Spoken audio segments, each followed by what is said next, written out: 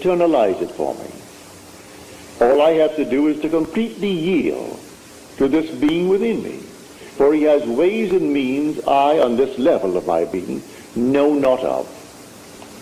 I rise then under compulsion. And under this compulsion I go through a series of events which will lead up to the fulfillment of that to which I yielded. I assume that it's done. And then I commune with myself and gave thanks within me that it is done. And it works in every way. You want to be, and you name it. You want to be successful in the world of Caesar, in dollars and cents, nothing wrong with it. You want to be a successful doctor, successful lawyer, I don't care what it is. You want to be, well then formulate in your mind's eye what it would be like if it were true. How would you see the world if you were now the man that you would like to be? See it in your mind's eye, and then yield yourself completely to the depth of your own being. How do I do that? Simply fall asleep in the assumption. I dare to assume that I am the man that at the moment reason denies, and then fall asleep in that assumption, leaving it completely to the depth of my own being to externalize it in my world. I will wake tomorrow morning under compulsion to do certain things which I had not formulated, I hadn't determined. I'll find I'll meet the right people. I'll do this, I'll do that, I'll do the other. And it all adds up towards the externalization of my assumption. So within you is that power, within you is that wisdom to do anything that you desire in this world. So this is the faith of which I speak. How do I do it? You can sit right here. And you go to bed at night, as you're told in the 4th Psalm. Commune with your own self upon your bed and be silent. You don't commune with another, you commune with your own self. That's God. For the self of man is God. When you say I am, that's God. There is no other God. But you don't see him now. He has become invisible. The darkest night in the world was when God became invisible. He told the story to all of us before we set forth. Then he became invisible and took up his residence in us. He became invisible. And in us he is I am, my own wonderful human imagination. That's God. So I don't see my imagination as I see objects in space. For imagination is the reality that is causing these objects in space. So I see the fruits of its activity, but I do not see it because it is invisible. The day will come, I will see it. I have seen him. He has no beginning, no end. He is the Ancient of Days. But he's infinite love. There's nothing but love. Yet he will wait on us just as swiftly and as indifferently when the will in us is evil as when it is good. For it is he who does all things, that I kill, I make alive. I wound, I heal. I do all these things, and none can deliver out of my hand. So if the will in man is evil, he will execute it. If it is good, he will execute it, because there is no other creator. So it's entirely up to man what he imagines. What am I going to imagine? But remember, when I imagine, I must imagine and then completely yield. That is faith. You've been taught to believe you're a worm. You came out of a swamp. And then suddenly you became a tadpole. Then you became something else. And finally you find yourself a man. Forget it. You are the gods who came down from heaven and assumed the restriction, the limitation of man. This is the limit of contraction. And you assumed it. And you're going to fulfill a definite purpose in man. And while you walk the earth as man, that predetermined plan will erupt within you. and the whole thing will unfold within you, beginning with the resurrection. The resurrection did not take place in the Near East, in some little place where they're looking for it now. It takes place in man. Man is where God is buried. The Holy Sepulchre is the skull of man. It's not in the Near East. The Bethlehem that they're talking about is in the skull of man. Zion, his holy place where he dwells, that's the skull of man. And the whole drama unfolds within man. And man awakens within himself to find himself completely sealed within his skull. And he comes out like a child being born out of his own skull.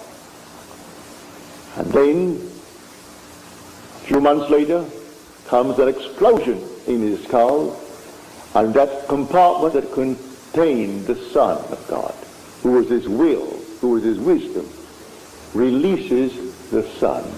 You would not let my soul remain in hell, said he, in the 16th Psalm. So he brings him up, he resurrects his son, and the son is David. And David, looking at the Father, and the Father for the first time knows who he is. Memory returns. And the Father, the Son was the one who revealed him to himself. So the whole drama unfolds within man, and the whole thing is contained within the skull of man. Has nothing to do with anything on the outside. They're looking in vain, all the archaeologists, and they bring back all this nonsense. You are the Lord Jesus Christ. There is nothing outside of man. The whole drama takes place within man. It has nothing to do with anything outside. You're living in a world of shadows, and the drama is within. So let us now get back to this simple approach of faith. Do you know what you want, either for yourself or for another?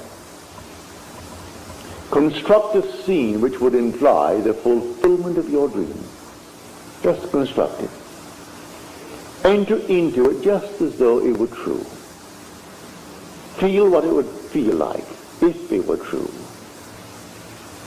And give thanks to the one who is going to execute it. It's your own being, I grant you, but he is the depth of your own being. He is the Father. You haven't yet found him, but he is the Father. And you are now on the surface of your being. So fall asleep in the conviction that things are as you desire them to be, in confidence that he will execute it. I use the word he, it's yourself. But for clarity's sake, I say he, because you're not aware of him as yet. You will be one day. Everyone will be aware of that being. And because that being has one Son, and that one Son is the Son of all, we are one. There's only one. There aren't millions of gods, only one God. But the one God is made up of a brotherhood. And we are the brothers, raising ourselves to the level of the one God. But I've been sent to tell you this, and tell you I will and must. If only a few hear it, what does it matter? You hear it with conviction. And because I tell you the truth, it will last. I am not here to set up some little ism. I am not here to speculate and try to set up some little philosophical setup that may work. No. I want no church, no ism. Just to tell you who you are. And you will tell it to others, and others will tell it, because in the end you're going to prove it to be true. You can't rub it out because it is true. All that I have told you is true. I'm not speculating.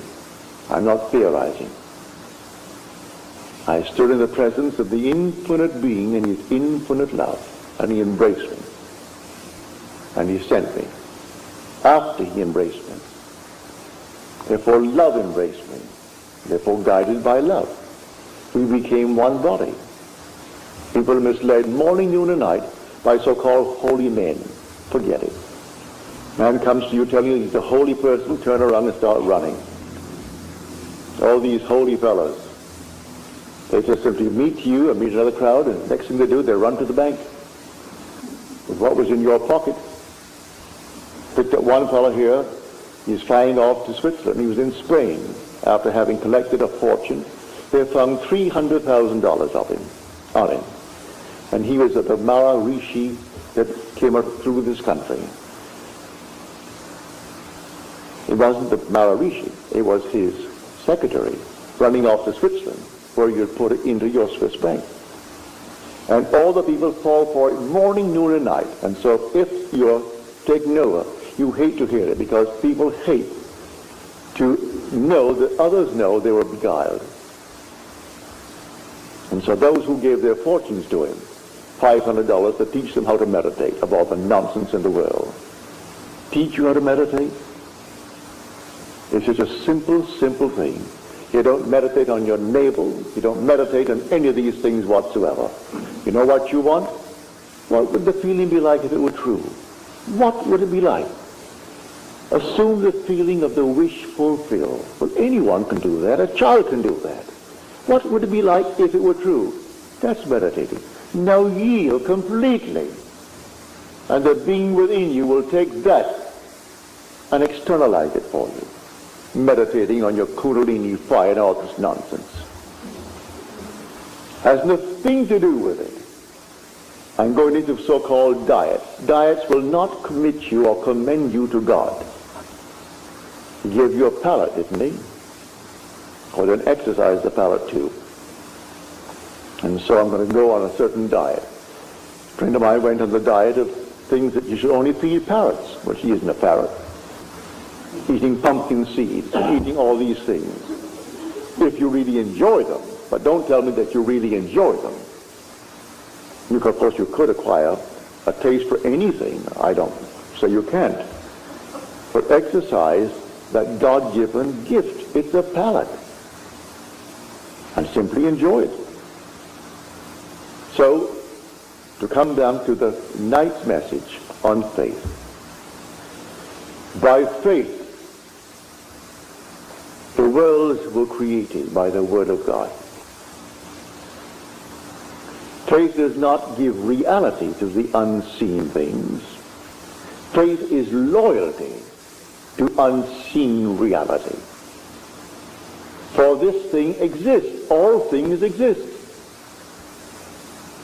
I tell you from my own experience that entire world that is unseen to this world exists now. It actually exists. Not out there beyond the stars, right here. It's all existing right here. And the day will come that you will actually awake and you'll be able to step into these unnumbered sections of time. 1,000 years ago has not passed away. And 2,000 years from now is not something that is going to suddenly form itself. It is now. And you are simply in a section of time. And the day will come you'll be able to move into any section of time. All these things exist now. And the purpose of it all is simply to awaken. And when you awaken, who are you? You are the author of it all. You are God. God the Creator.